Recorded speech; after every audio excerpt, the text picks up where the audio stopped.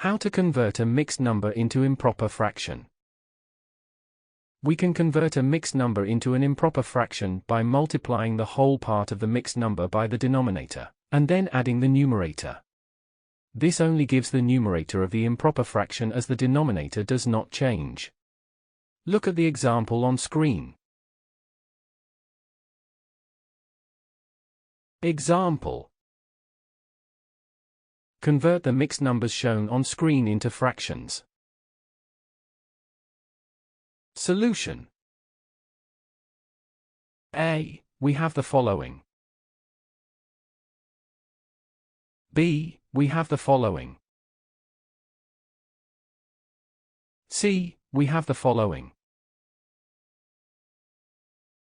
In this way, we can say that improper fractions and mixed numbers are two different methods of representation of the same amount.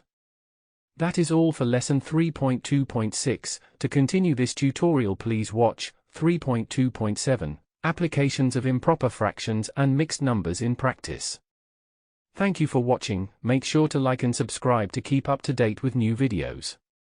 For more information, calculators, and tutorials, please visit www.icalculator.info.